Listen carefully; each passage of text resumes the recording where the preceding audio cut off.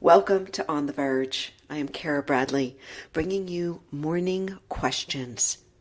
I'm bringing you these morning questions, honestly, because I don't want to talk at you.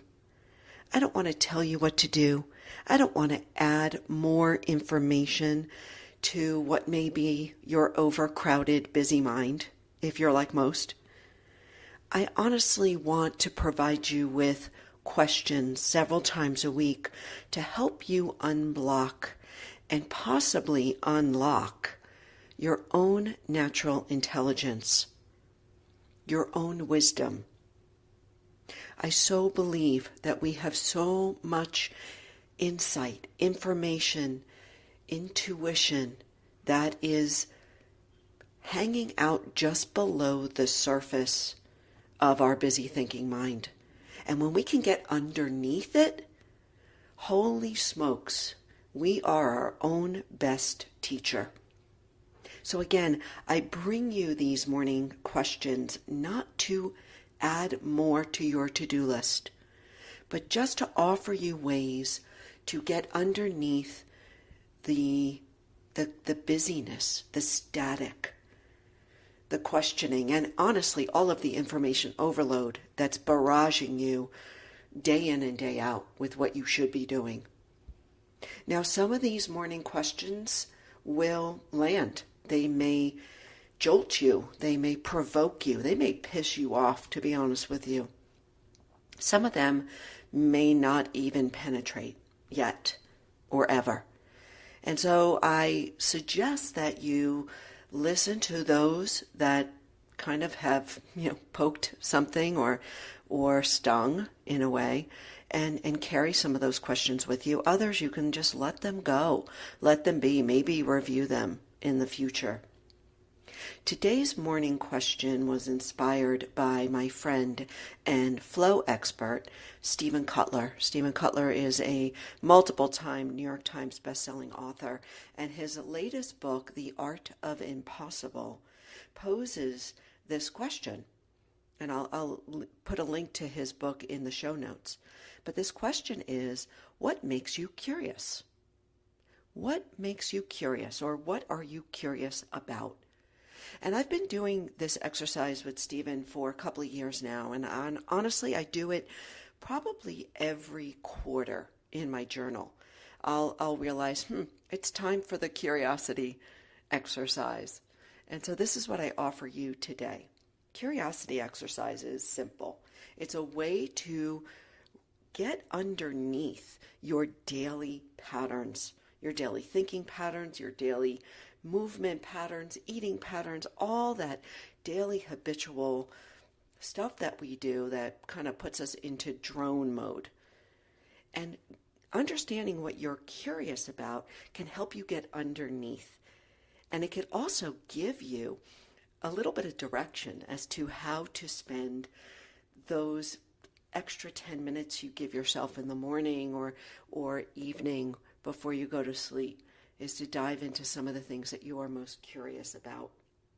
So here it goes. It's super simple. Get out a piece of paper, get out a journal, and write down 1 through 25. And then set just some time aside. Maybe it's 10 minutes, maybe it's a half an hour. And start to write down the things that make you curious. And here's the trick. They do not have to be related to anything you do for work. They don't have to be related to anything you've ever thought about in the past. But to sit down and think, what are the questions I'm pondering? Where would I like to spend some time in a book, in a documentary, or if I had the option to sit in front of somebody for dinner, like who would those people be?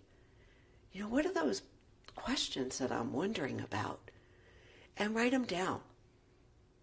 And then just sit with them and look at them.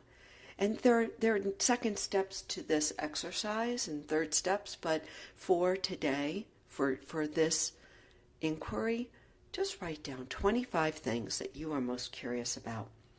And I encourage you not to filter. Don't filter and think, oh, well, these are the things I should be curious about. Nope, no way. Just allow your pen to roam and to put down what's coming out from deep underneath the shoulds, the have-dos. And so some of the things that I've written down recently, because I did this about 2 weeks ago, I'm really interested in how drumming affects the nervous system and what research is out there, because I love drums, just deep rhythm, boom, boom, boom. And I often will listen to it while I'm working because it helps me focus and it brings me into flow. So I'm curious about the correlation between drumming and the nervous system.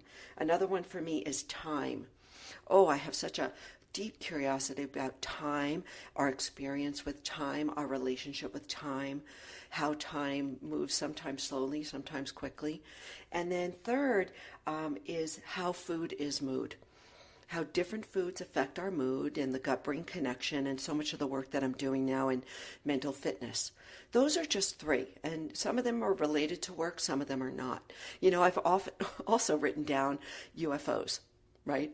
UFOs, channeling, like far out things that I just want to learn more about.